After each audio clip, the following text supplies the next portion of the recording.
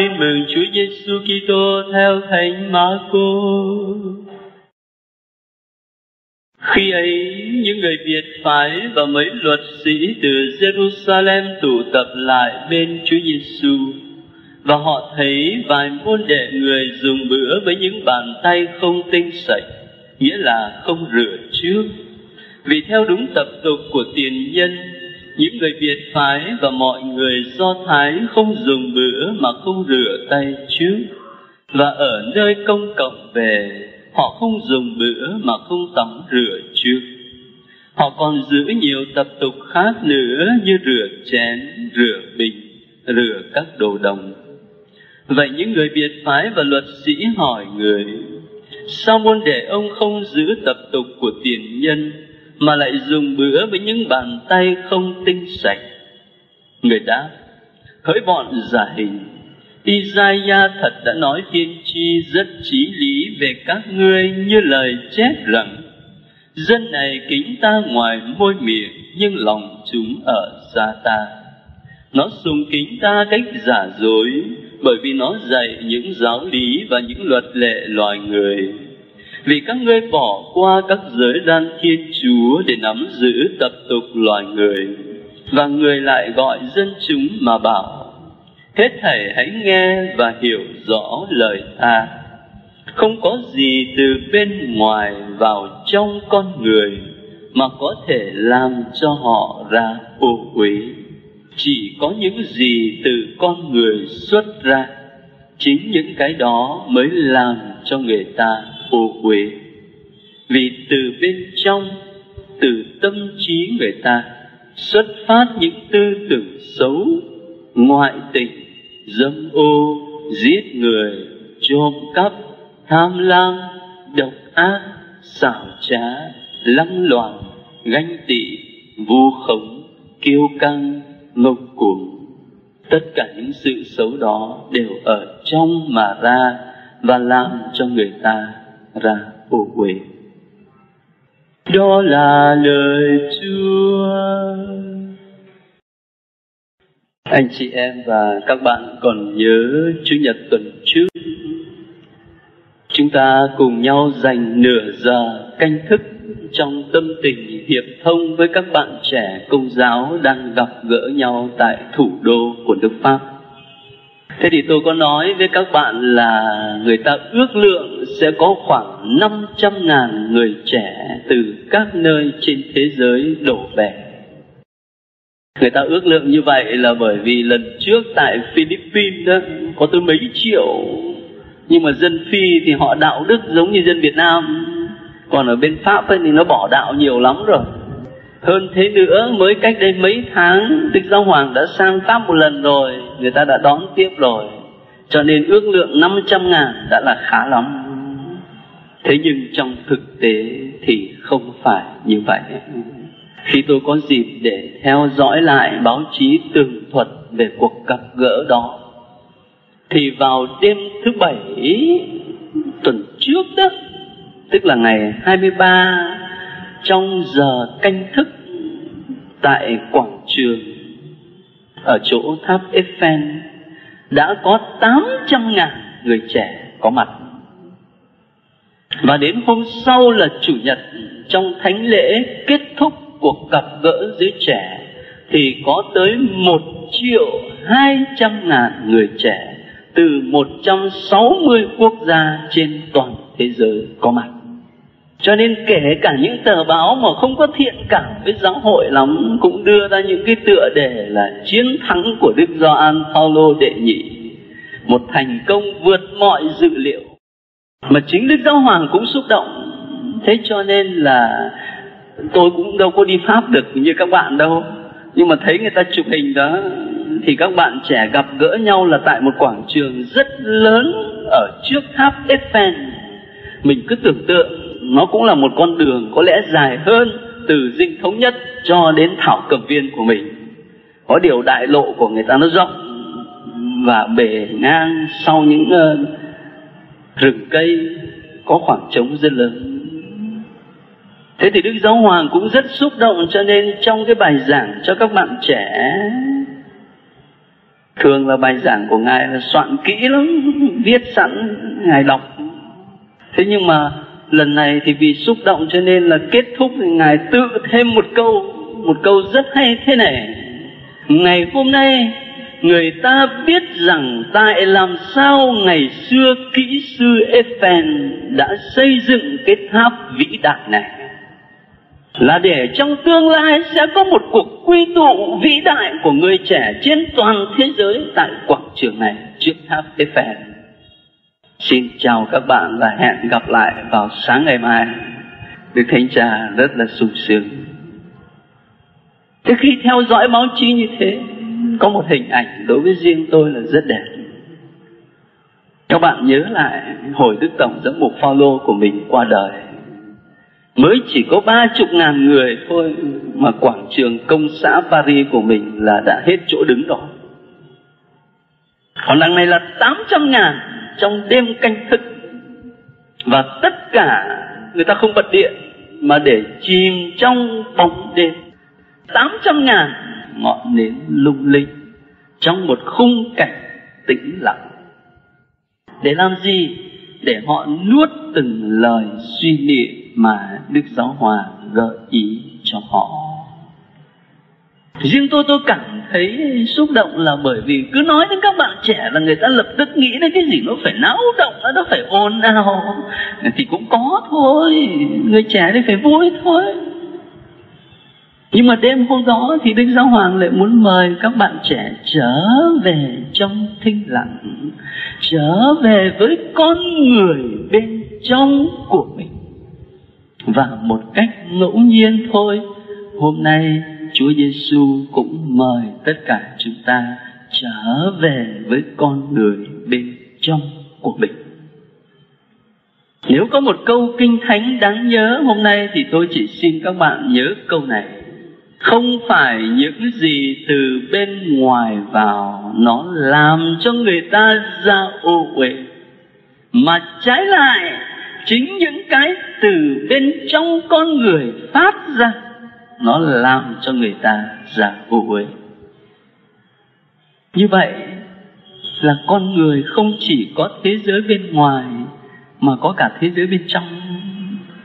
Đây là một điểm rất độc đáo của con người so với mọi loài sinh vật. Các bạn thấy rõ, con vật nó đâu có cái thế giới bên trong. Một cách cụ thể nhất là chỉ có con người chúng ta mới có khả năng phản tỉnh, có nghĩa là khả năng nhìn lại chính mình. Tôi vừa là chủ thể nhìn, tôi vừa là đối tượng nhìn. Tôi không chỉ nhìn một ai khác ngoài tôi, mà tôi nhìn chính tôi. Chỉ có con người mới có khả năng đấy.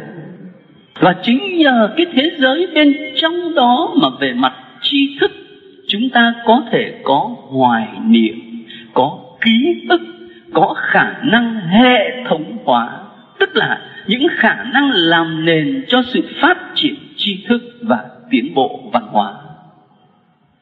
Về mặt tâm lý đó, nhờ có thế giới bên trong đó mà các bạn và tôi có khả năng ước mơ. Chúng mình không bị giới hạn bởi cái thân xác chật hẹp này, kể cả chúng mình không bị giới hạn bởi cái vũ trụ mênh mông bao la này, mà mình còn có thể bằng ước mơ vượt qua cả vũ trụ để vươn đến cõi vĩnh hằng. Và về mặt tâm linh mà nói thì những nhà thần bí bảo chúng ta rằng nhờ có thế giới bên trong đó mà con người khám phá ra Thiên Chúa ở sâu thẳm lòng mình mà mình không biết ấy. Cho nên Thánh Augustino mới nói rằng lạy Chúa, Chúa ở trong con, còn con thì lại ở ngoài con. Thế mới lạ, Chúa ở trong con, còn con thì con lại ở ngoài con. Bởi vì con cứ chạy chơi lung tung à. Đến khi con trở về nhà, cái thế giới bên trong đó nó làm cho con người của mình cao cả. Nhưng mà đồng thời vì có thế giới bên trong đó, nếu không sống cho đúng thì con người lại trở thành xấu xa, tội lỗi và nguy hiểm hơn mọi loài sinh vật. Bởi vì loài vật đó, thì nó chỉ hành động theo bản năng của nó thôi. Còn chúng mình có thế giới bên trong, cho nên là mình đâu có chỉ hành động theo bản năng, nhưng mà mình nuôi dưỡng ở trong lòng. Con vật đó mà nó ghét thì nó phóng đến nó đánh nhau. Còn ta thì không, ta chưa đánh vội, ta nuôi ở trong lòng ý chí căm thù ngày này qua ngày khác. Ta tính toán kế hoạch cho nó ra đâu vào đấy. Rồi thì bề mặt thì vẫn nghe là nói cười vui vẻ, mà bên trong thì là mày chết cái tao lúc nào không biết. Con người là ghê gớm lắm.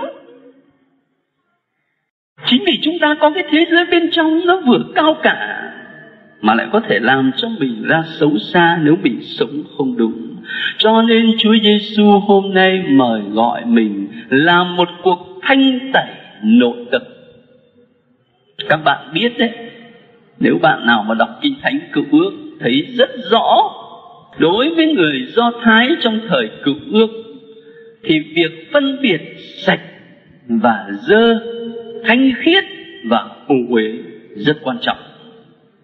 Và sự phân biệt này nó không chỉ dừng lại trên bình diện đạo đức và luân lý, nhưng nó bắt nguồn từ một cái nhìn thần học, một cái nhìn giáo lý về Thiên Chúa.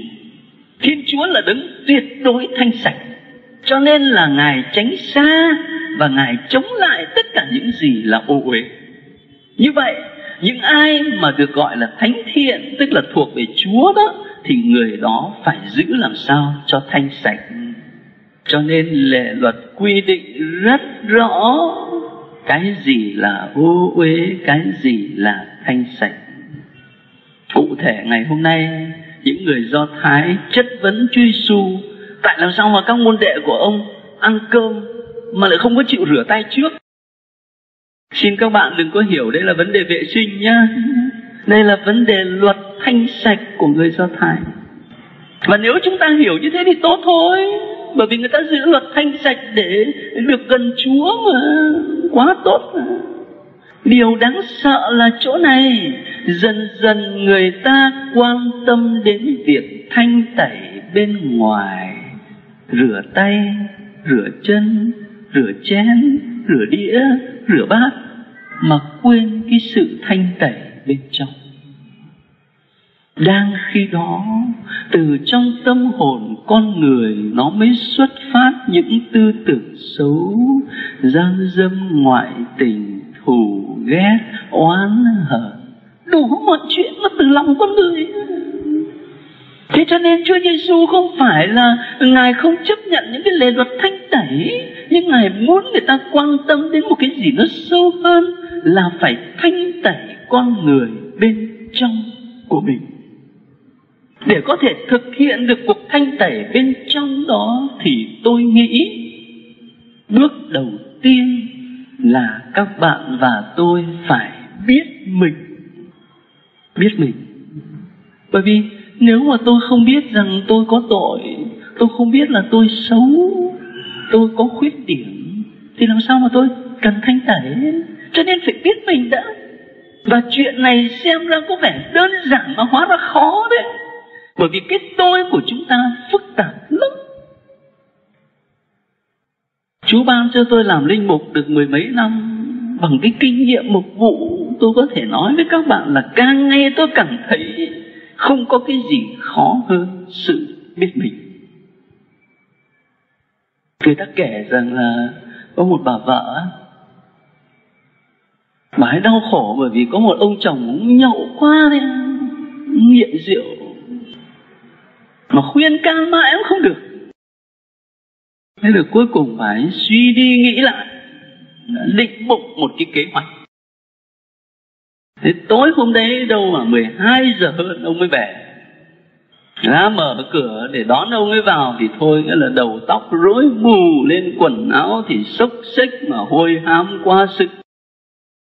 Nhưng mà lần này thì bà ấy không đưa vào trong phòng ngủ nữa, mà bà ấy để ngồi ở phòng khách. Bà ấy chạy sang nhà cái ông thợ chụp ảnh ấy mà, cách đấy mấy gian, mời ông ấy sang chụp cho chồng tôi một pô chân dung. Thế là ông thợ chụp ảnh hoàn thành công tác xong, mấy hôm sau là bà ấy phóng to lắm, bà ấy treo giữa phòng khách. Thế đến hôm đấy ông mới đi làm về, lần này thì không say, ông mới ngồi nghỉ ở phòng khách, ngửa cổ lên, bỗng ông mới thấy có một cái bức ảnh sao mà lại quái lạ như thế này.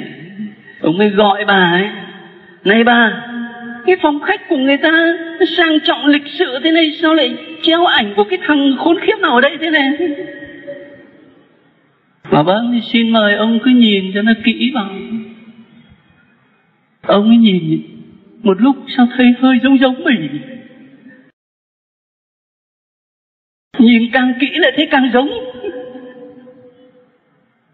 Rồi cuối cùng thì năn nỉ thôi bà cho cái ảnh xuống, và từ bây giờ trở đi là chừa dám uống rượu nữa. Có bà có chị nào ở đây mà rơi vào cái tình trạng cứ áp dụng thử nhé. Nếu mà có kết quả điện thoại cho tôi nhé. Cái tôi của chúng ta nó phức tạp vậy các bạn ạ. Có nghĩa là nhiều lúc mình tưởng mình ngon lắm, mình tưởng ngon lắm mà thực sự có ngon đâu. Mình chủ quan, mình tự biện hộ cho mình như vậy thôi. Thế rồi mình bước vào trong cuộc đời, mình có một chút địa vị, có một chút tiền bạc, có một chút học thức, rồi người ta khen mình, thế là mình tưởng mình ngon lắm. Mà thực sự đâu phải con người thật của mình nó vậy đâu. Phải để cho Chúa chụp một bộ chân dung thì mới thấy được con người thật của mình. Chính vì vậy, người Công giáo của mình có một thói quen rất tốt để biết mình, đó là việc xét mình. Nhưng mà làm thế nào để xét mình? Tôi xin lấy một hình ảnh. Các bạn và tôi ai cũng có đeo đồng hồ. Có những lúc đồng hồ nó chết, hoặc là nó chạy sai giờ, nhanh quá hay là chậm quá. Thế mình phải chỉnh đồng hồ lại. Nhưng các bạn chỉnh bằng cách nào? Đương nhiên là các bạn phải chỉnh dựa vào giờ quốc tế chứ còn gì nữa. Chứ chả nhẽ tôi bảo tôi muốn cho nó nằm ở số nào thì nó là giờ đấy à? Đâu có được. Tôi phải dựa vào một cái giờ quốc tế khách quan bên ngoài. Thêm một bước nữa, khi mà thế giới này người ta chọn một cái giờ chuẩn quốc tế đó, người ta dựa vào đâu? Đâu có phải một cách chủ quan, mà người ta phải dựa vào vận hành của mặt trời và trái đất. Tương tự như vậy, trong cuộc đời của ta khi có những điều không hay, ta cần điều chỉnh lại. Tôi dựa vào đâu mà điều chỉnh? Tôi phải có một cái chuẩn mực để dựa vào và biết rằng tôi sai, và phải trở về với chuẩn mực này mới đúng. Cái chuẩn mực đấy không chỉ là quy ước xã hội, bởi vì có những quy ước xã hội mà ai cũng đồng ý, nhưng không hẳn tự nó là tốt. Các bạn nhớ lại đi, ở những thế kỷ đầu trong lịch sử của thế giới, tại bên Roma, cái chuyện mà giác đấu đó, những kỵ sĩ mà đem gươm đem kiếm ra mà đấu để làm trò cho vua, cho quan, cho dân vui đó, biết bao nhiêu kỵ sĩ đã chết ở trên đấu trường. Tất cả xã hội cho rằng đó là điều tốt. Nó có tốt thật không? Ngày hôm nay nó biến mất rồi. Và ngay ngày hôm nay ở một số nước trên thế giới, người ta hợp pháp hóa tình trạng mãi dâm bằng cách là quy khu vực lại để cho các cô gái điếm làm ăn chính thức ở đấy, và nhà nước có thể kiểm soát về vấn đề y tế. Thế thì tự cái chuyện mại dâm ấy, nó có tốt không? Cho nên chúng mình dựa vào một cái chuẩn. Nhưng mà chuẩn mực đấy không chỉ là quy ước của xã hội, mà đối với người Kitô hữu, chuẩn mực đó là lề luật của Thiên Chúa. Và lề luật đó được đúc kết nơi một con người sống động có tên Giêsu Kitô Nazareth. Cho nên cách xét mình của các bạn trẻ Công giáo đó là tôi quy chiếu con người và cuộc đời tôi vào Đức Giêsu Nazareth ấy, để tôi thấy tôi đúng chỗ nào và tôi sai chỗ nào. Thưa anh chị em và các bạn, Chúa Giêsu mời gọi mình trở về với con người bên trong. và thực hiện cái cuộc thanh tẩy nội tâm. Các bạn đừng vội nghĩ rằng như vậy tôn giáo là đưa người trẻ vào trong một cái tình trạng tĩnh và không có ảnh hưởng gì đến sinh hoạt xã hội trong cuộc đời. Đừng vội nghĩ như thế. Ở trong cuộc gặp gỡ quốc tế của giới trẻ vừa rồi đó, có một sứ điệp gửi cho các bạn trẻ. Trong đó có một câu tôi đọc được thế này: người trẻ chúng ta đòi hỏi thế giới và giáo hội phải thay đổi, nhưng chúng ta không thể thay đổi thế giới nếu chúng ta không tự thay đổi chính mình. Chính người trẻ nói đấy nhá. Và kinh nghiệm cuộc sống dạy cho các bạn và tôi điều này. Biết bao nhiêu cuộc cách mạng trong lịch sử của loài người đã diễn ra với bao nhiêu xương máu, nhưng làm cách mạng theo nghĩa đó mới chỉ là thay đổi cái cơ cấu xã hội ở bên ngoài, mà không thay đổi được cái thâm sâu nội tâm của con người. Và chính vì thế sau một thời gian thì chính con người không được thay đổi, nó lại tàn phá cái cơ cấu xã hội mà mất bao nhiêu xương máu nó mới tạo dựng nên được. Kinh nghiệm lịch sử và cuộc sống dạy chúng ta như vậy mà. Cho nên đừng vội nghĩ rằng là đạo gọi mình trở về với cái tĩnh lặng có nghĩa là không ảnh hưởng gì đến cuộc đời. Trái lại, khi ta trở về có cái tĩnh lặng để làm cái cuộc thanh tẩy nội tâm là ta đang đóng góp cho cuộc đời đẹp hơn. Một cách cụ thể, tôi xin các bạn, dù có bận đến đâu, mỗi ngày trước khi đi ngủ dành lấy dăm 3 phút trở về thinh lặng, đặt mình đối diện với Chúa Giêsu, nhìn lại một ngày sống của mình, những cuộc gặp gỡ, những lời mình nói, những hành động mình thực hiện, xem có gì đúng, có gì sai. Nếu sai, chúng ta khiêm tốn xin Chúa tha thứ. Tôi tưởng rằng cái công việc đó mà ta làm mỗi ngày, nó sẽ giúp cho ta, nếu chưa phải là sống thánh thiện hoàn toàn, thì ít nhất là mình cũng nhận ra những sai trái của mình để biết dừng lại trước khi đi quá xa. Và đó cũng là một cách để chúng ta hiện thực hóa lời Chúa hôm nay. Thánh Lễ TV trân trọng cảm ơn quý vị đã quan tâm theo dõi và đăng ký kênh. Kính chúc quý vị luôn được mạnh khỏe, bình an trong Chúa và Mẹ. Xin chào và hẹn gặp lại quý vị trong các video tiếp theo.